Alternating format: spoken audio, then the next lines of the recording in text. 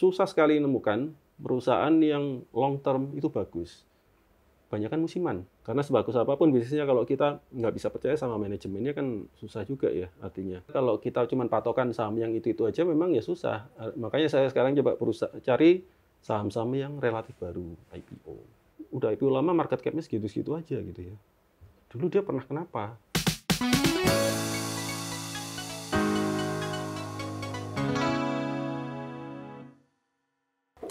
Halo Pak Paraita. Oh iya, Mbak Glenda. Halo, terima kasih banyak sudah mau Iya. datang Pak. Iya, Mbak Glenda. Oke, kita mau langsung ngobrol di dalam aja Pak. Wah, boleh. Oke, Ya. ayo monggo silakan Pak. Iya.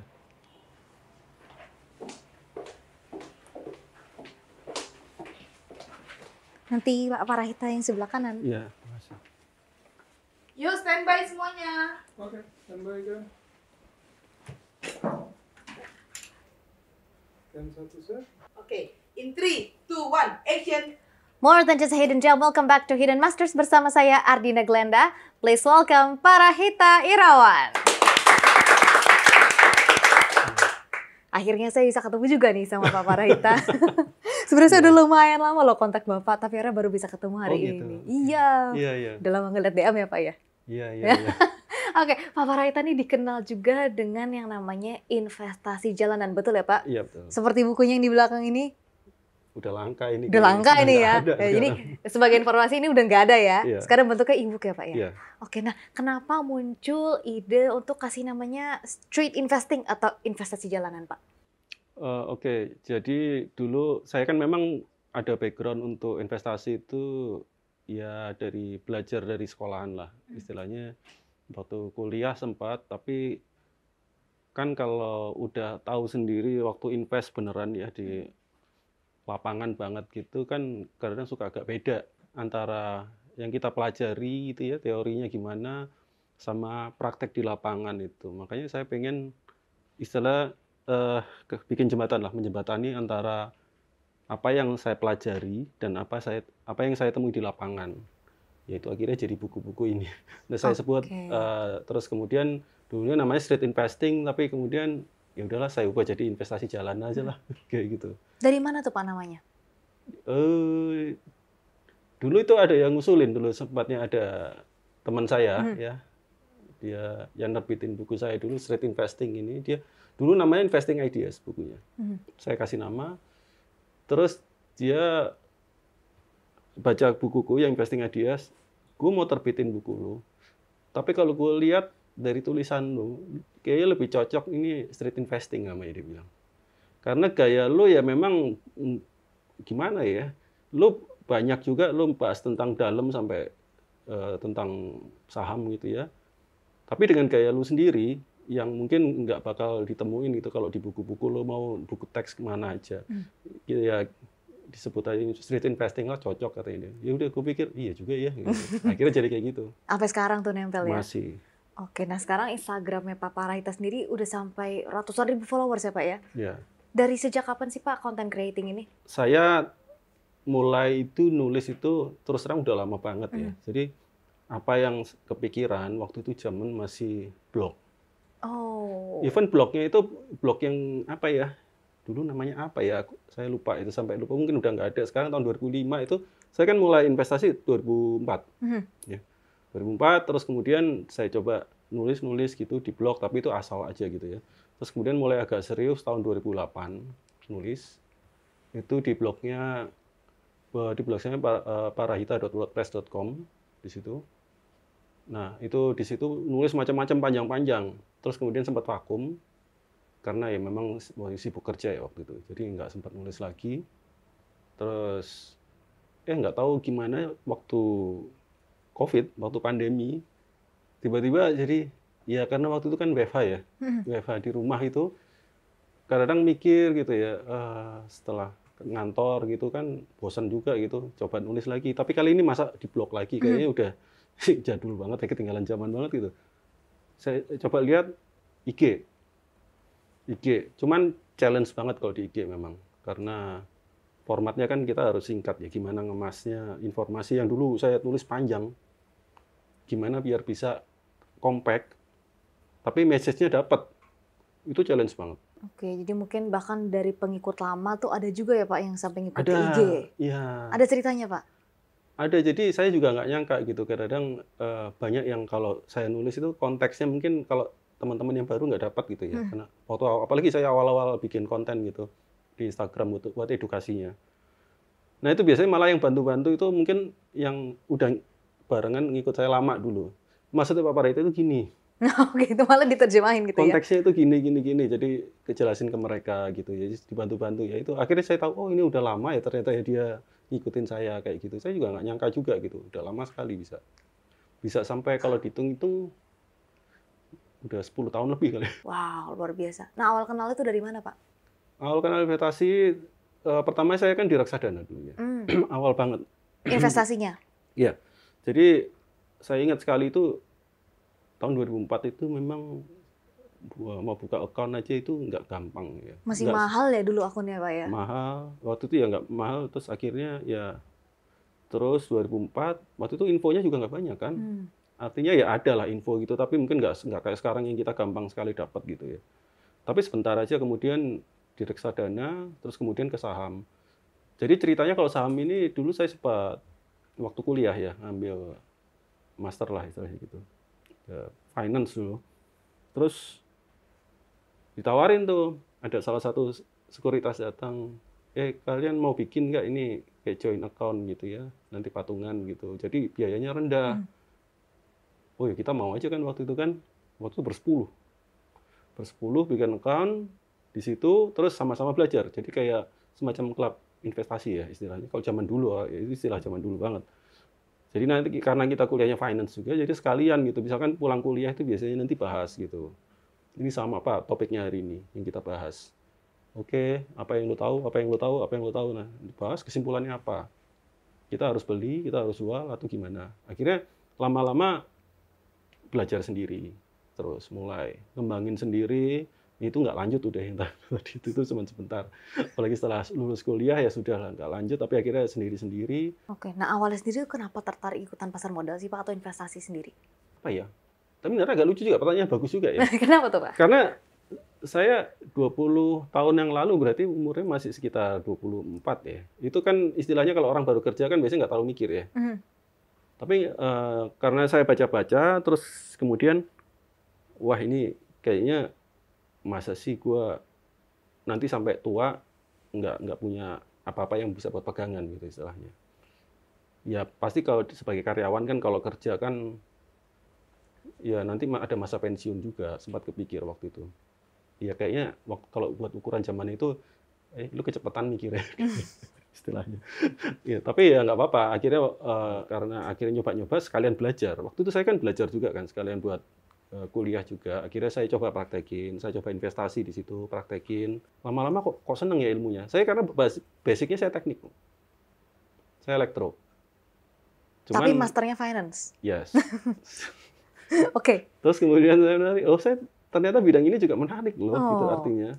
Karena saya di kantor juga mungkin memang teknik juga gitu ya. Akhirnya ada sesuatu yang baru dan menarik buat saya gali gitu akhirnya di situ. Dan itu berlanjut terus sampai sekarang. Jadi saya investasi itu kayak orang belajar terus, kayak sekolah terus. Saya coba gali terus apa yang bisa saya pelajari sampai sekarang. Nah, dan style yang Pak Parahita pilih akhirnya adalah seorang investor. Yes. Berbasis fundamental analysis. Iya. Kenapa tuh? Kalau dari awal gitu. Namanya kalau orang belajar itu biasanya macam-macam. Mau itu TA, FA, mau segala macam itu ya saya juga pelajarin gitu artinya. Tapi ya nggak tahu gimana ya, itu namanya kadang-kadang orang semakin lama semakin tahu apa yang kita pengen gitu. Kok kayaknya lebih cocok ini ya. Dan salah satu hal yang memang cukup mengubah saya itu kalau saya belajar fundamental analisis gitu ya, saya harus belajar bisnisnya. Dan saya orang kantoran, saya karyawan, dan itu relate banget. Dan kalau seandainya pun saya mungkin nanti someday saya mau bikin usaha, itu juga akan relate. Jadi artinya ya lumayan lah, artinya ilmunya itu bisa kepake buat macam-macam juga gitu, nggak cuma di saham. Makanya saya tertarik banget dan saya senang banget gitu loh kalau lihat bisnis itu gimana bisnis itu bisa tumbuh, bisa berkembang, ya ceritanya seperti apa dia itu saya senang banget. Makanya saya akhirnya jadi investor seperti itu. Jadi investor sudah Yes. 20 tahun. Yes. Oke, dan Pak Parahita tentunya dalam mengambil keputusan investasi ada nih faktor-faktor fundamental yang harus dicontreng ya. Ya. Apa aja tuh Pak? Pada dasarnya ya, kalau saham itu pertama saya harus paham. Ini bisnisnya apa? Dia ngapain aja? Dia dapat salesnya gimana? Ya. Terus cost-nya apa aja? Yang kedua, itu dia harus punya kinerja yang bagus, yang jelas. Kinerja yang bagus. Yang ketiga, perspektif ke depannya. Kalau kita ngomong kinerja bagus, yang masa lalu. Terus kemudian kita ngomong sama masa kini ya, sama masa depan, prospeknya gimana. Terus yang keempat, yang nggak kalah penting itu manajemennya. Harus bisa dipercaya. Oke, dan itu nggak bisa ditawar. Karena sebagus apapun bisnisnya, kalau kita nggak bisa percaya sama manajemennya kan susah juga ya artinya. Terus yang terakhir, ini masih murah nggak sih untuk saya beli? Ya, itu jadi kira-kira itu patokan saya untuk lihat saham yang bagus. Oke, nah mungkin boleh dibagikan juga saham sekarang kan itu udah ada 900 lebih lah Pak ya Yes. di bursa. Gak mungkin kan Bapak pegang semua? Iya. Gak mungkin lah ya. Nah, untuk memilah-milih saham-saham yang bisa masuk ke portofolio seorang Parahita Irawan, screeningnya gimana tuh Pak? Nah ini yang saya bilang, kalau saya dibilang investor jalanan ya kayak gini nih. Kayak gimana tuh Pak? Kan orang kalau umum kan kira-kira lihat gitu ya daftar saham gitu ya. Kira-kira yang katanya bagus kayak gimana. Kalau saya mungkin ya itu juga sih pasti. Iya. Tapi kadang saya dapat ide itu bisa dari banyak tempat. Misalkan saya lagi jalan kemana, lihat, oh ini ada produk yang lagi bagus. Saya lihat. Nah itu langkah awal. Oh kok laku ya? Terus jadi pengen tahu, gali lagi. Oh ini punyanya siapa sih? Nah dari situ mulai kemana-mana. Nah itu salah satu ide. Yang kedua kalau ngobrol sama teman kadang-kadang dia bilang, gue lihat-lihat kayak gini, dia lagi habis lihat, jadi tertarik juga. Itu sumber juga. Artinya bukannya ya kita niru nggak apa-apa sih. Artinya kan selama kita paham itu nggak ada masalah kan sebenarnya. Terus yang ketiga, yang paling gampang dari 900 itu kan banyak banget. Ya screening mungkin biasanya. Screening, kira-kira apa yang menarik itu ya secara rasionya. Jadi mungkin sisa mungkin 100 atau mungkin lebih dikit lagi. Nah kan itu kan kalau dibaca juga masih ngikutin lah, masih bisa sempat gitu ya. Terus yang keempat, itu mungkin kadang-kadang kalau baca berita, ada ada fenomena apa gitu ya, ini terkait dengan saham apa-apa, nah itu nanti mulai dari situ. Nah itu nanti kelihatan, kira-kira gitu. Nah, tadi ada satu pertanyaan yang saya agak tertarik nih tanyakan kepada Pak Parahita mengenai historis dari sebuah perusahaan. Seberapa penting sih menurut Pak Parahita kita sebagai seorang investor gitu ya, paham mengenai perusahaan dari berdirinya dari nol sampai udah jadi sekarang? Yang pertama, kalau kita ngomong bisnis, itu yang paling dilihat oleh investor itu kemampuan manajemen untuk bisa kasih return yang layak bagi investornya. Ya, itu nanti kita bisa lihat secara historical bisa nggak sih dia. Artinya nanti kita bisa lihat, misalkan manajemen punya program A untuk ekspansi ke daerah mana, atau punya produk baru, dia rencana mau ngapain gitu ya. Nah, nanti kita cek, itu dia dengan sekian banyak rencana, dia udah keluar budget berapa, terus kemudian eksekusinya udah sampai mana, dan ketika eksekusinya selesai, sesuai dengan harapan nggak sih? Itu kita cek. Itu dari historical kita bisa lihat. Ya secara kasarnya aja, kalau kita ngomong ROI ya, return on equity gitu, artinya tingkat pengembaliannya itu kita lihat, oh dia bisa keep bagus nggak ya dari waktu ke waktu dengan sekian banyaknya program dia untuk ekspansi gitu ya. Nah itu historical penting. Yang kedua itu juga buat menilai dia secara manajemennya ke investor gimana sih, track record-nya, apakah dia mengutamakan kepentingan investor atau enggak, gitu kan kelihatan. Cara komunikasi manajemen ke investor dari dulu sampai sekarang, atau mungkin ada cerita tentang dia terkena apa gitu ya, apa masalah apa, problem macam-macam gitu ya dari emitennya. Kita kan kalau cuman lihat berapa tahun terakhir ini, itu mungkin nggak tahu. Tapi kalau kita lihat, oh dulu tuh dia pernah ada cerita ini loh perusahaannya. Terus ini pernah cerita ini hasilnya gimana?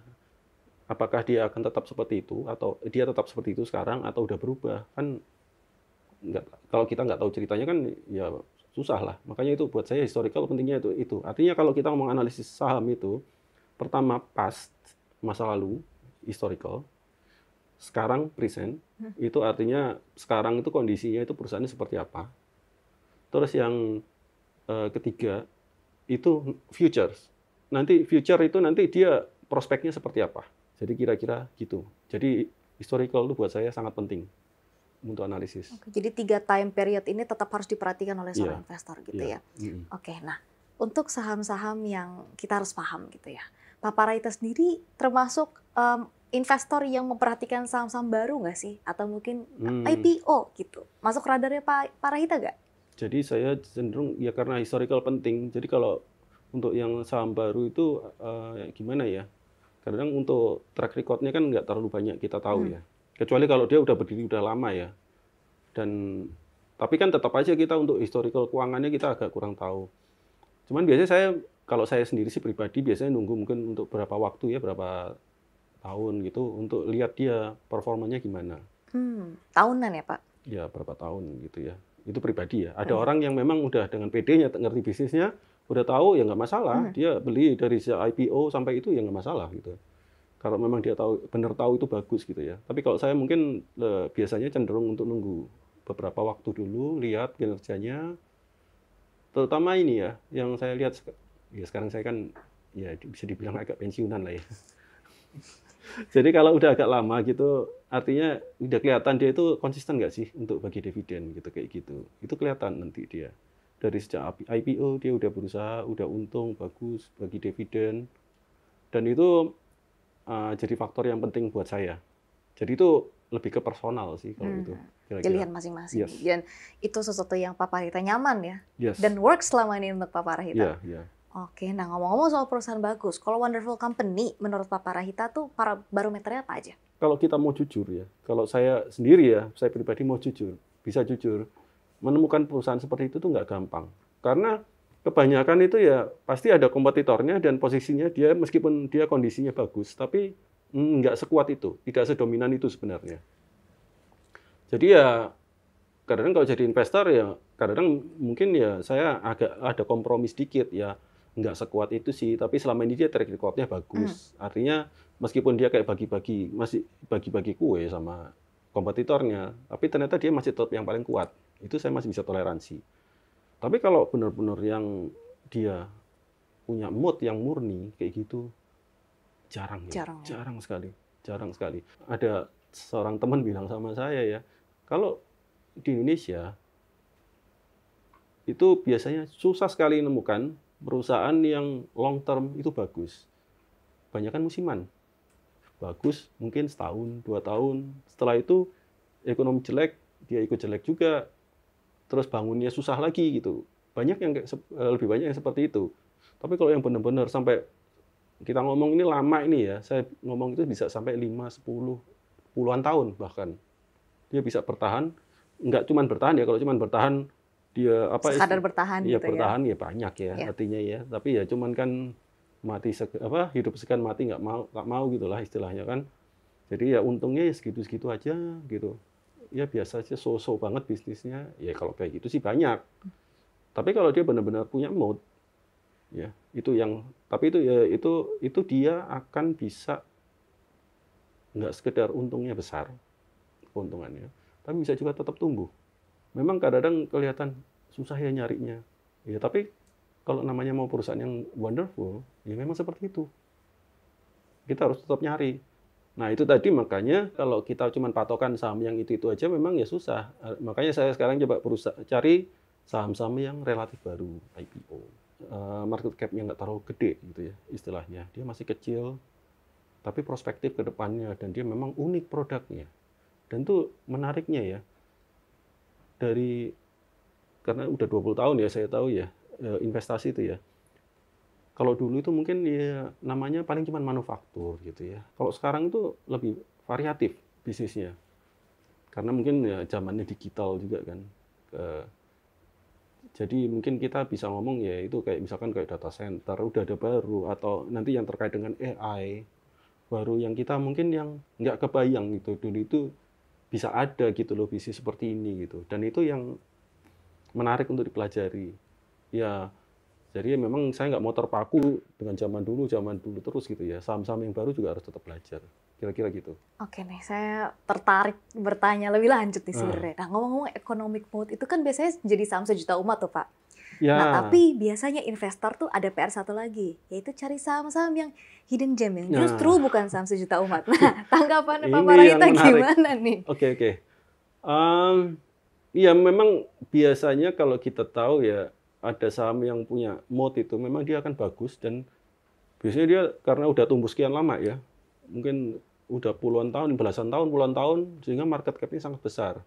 Kalau market cap sudah besar, ya jelas pasti institusi, pasti semua analis terpaku ke situ matanya. Betul. Kita bisa dapat untung pada perusahaan seperti itu, tapi mungkin ya untungnya ya oke, ya stabil dari tahun ke tahun kayak gitu. Tapi kalau kita pengen lebih istilahnya lagi lebih dalam gitu ya, menggali gitu. Yang justru yang menarik tuh saham yang sekarang masih ukurannya nggak terlalu gede, terlalu besar ya. Di mid cap, mungkin ada middle low cap gitu ya. Saya pikir kalau misalkan kalau kita kategorikan gitu, kalau saham yang besar itu biasanya dia di atas 1 triliun market cap-nya. Terus kemudian mid cap itu mungkin ya kalau saya bilang sih 100 sampai 1 triliun itu ya, mid cap itu kira-kira. Di bawahnya itu mungkin small cap kira-kira. Kalau small cap di bawah 100 miliar gitu, market cap-nya memang terus terang, ini udah kayak hutan belantara buat saya. Artinya kelihatan bagus, tapi itu benar-benar kita harus tahu ke dalam-dalamnya bisnisnya gitu. Artinya memang dia itu ngapain sih? Dan kan jadi pertanyaan juga, apalagi kalau dia udah IPO lama. Udah IPO lama, market cap-nya segitu-segitu aja gitu ya. Dulu dia pernah kenapa? Artinya kan menjadi pertanyaan kayak gitu kan. Tapi kalau kita ngomong middle cap, terutama perusahaan yang relatif baru, itu yang menarik. Terutama saham yang belum banyak dapat sorotan dari institusi biasanya. Yang masalah lagi memang, kalau nggak dilirik institusi biasanya kurang liquid. Itu problem buat beberapa orang. Kadang-kadang nggak liquid. Ya, masa tiap hari cuma berapa lot doang gitu ya, yang muncul di bid offer-nya gitu kan. Kadang orang jadi agak ragu. Tapi kalau saya mungkin memang ya kadang-kadang peluang itu muncul di saham-saham seperti itu justru. Dengan resiko, ya memang kalau kita memang pengennya buru-buru jualan ya nggak segampang kalau yang liquid gitu ya pasti. Nah itu problem gitu. Apalagi kalau yang cuman sehari transaksi itu cuman puluhan juta kadang-kadang. Misalnya dulu kayak pernah itu Ades, ya. Ades itu kan ada ceritanya itu dulu dari awal. Dia dari tahun 2017 kalau nggak salah dia ganti manajemen. Dia fokus ke OPEX-nya, dia turunkan cost-nya. Kemudian setelah cost-nya turun, dia mulai concern untuk naikin profitability-nya. Kalau sekarang saya nggak ngerti ke depannya seperti apa gitu ya. Tapi itu ceritanya dia dulu seperti itu. Makanya dia bisa tumbuh kencang banget selama beberapa tahun terakhir. Tapi ya itu, biasanya jarang ada yang liput. Itu artinya challenge buat investor. Artinya apa? Referensi kita paling cuma laporan keuangannya, hasil public expose, atau mungkin di presentasi perusahaan atau di webnya, dia kadang-kadang cuma jelasin, kita jualan ini loh, tapi artinya kita harus gali lebih dalam produknya apa. Jadi kerjanya memang 2 kali lipat dibanding kalau kita ngomong misalkan saham-saham yang besar gitu ya. Katakanlah kayak Telkom, BCA, atau yang besar Indofood, itu kan udah banyak yang bahas lah. Artinya kalau kita pengen pelajarin saham-saham seperti itu kan dari analis ya, misalkan dari sekuritas gitu ya, hasil risetnya, kita lihat intinya apa sih gini, dia perkembangannya terakhir apa. Simple. Masalah yang simple seperti itu, orang juga mikirnya sama, punya ilmunya sama, pengetahuannya sama, ngerebutin barang yang sama, dan itu biasanya harganya cenderung mahal. Walau nggak semua ya, nggak semua. Tapi kalau di saham-saham seperti itu jarang yang bahas. Artinya kita itu harus benar-benar gali sendiri. Dan itu biasanya waktunya nggak sebentar sih, butuh waktu. Kira-kira gitu, kalau hidden gem itu. Oke, jadi Pak Parahita apakah salah satu investor yang pernah cuan luar biasa dari saham-saham hidden gem? Saya pernah ya, Metrodata pernah lumayan gede. Arna juga pernah. Kalau Arna dulu kayaknya saya ngikutin sejak dari jarang orang yang tahu, ngikutin lah. Dan kemudian dapat ide juga itu dari satu forum gitu, forum yang gede dulu, zaman dulu. Saya nggak ngomong sekarang, itu saya ngomong tahun 2010. Oh, udah 14 tahun lalu. Lama sekali. Iya. Ya. Sekarang pun kayaknya kalau Arna udah mulai ada yang bahas ya, banyak. Ada beberapa ya, meskipun dia size-nya belum terlalu besar. Tapi kalau kita flashback, satu dekade, ya 2010, itu beda banget. Benar-benar kita harus cari tahu sendiri ini perusahaan apa sih, kayak gitu. Kayak gitu tuh menarik, cuman ada satu masalah di situ. Gini, dari 3 saham, 4 saham yang kita pelajari, yang kira-kira, oh ini bagus. Tapi kadang-kadang yang beneran bagus paling cuma 1, 2. Ya namanya kalau perusahaan seperti itu kan kurang stabil dibandingkan kalau kayak yang market cap gede kayak blue chip kayak gitu. Oke, nah satu lagi mungkin pertanyaan menarik juga nih Pak. Tadi Bapak sempat sebut bahwa belum ada nih saham yang bisa hold forever ya di Indonesia. Nah, kalau masalah hold forever itu kan dari Warren Buffett dia bilang ya. Artinya kadang-kadang orang sering salah artikan. Artinya gini, pengennya sih gitu, tapi kenyataannya jarang yang bisa nemu seperti itu. Dan masalahnya lagi, biasanya kalau ada yang seperti itu harganya mahal. Return-nya ya mungkin bagus, ya tapi ya segitu. Jadi ya saya terus terang kalau memang pegang saham itu ya realistis saja gitu loh. Memang kalau dia nggak wonderful banget gitu ya istilahnya ya nggak apa-apa. Tapi mungkin ada satu kondisi tertentu yang mungkin saya akhirnya memutuskan, oh ini saya harus jual nih sahamnya. Pak Parahita, dengar-dengar Pak Parahita juga sudah pensiun ya Pak ya?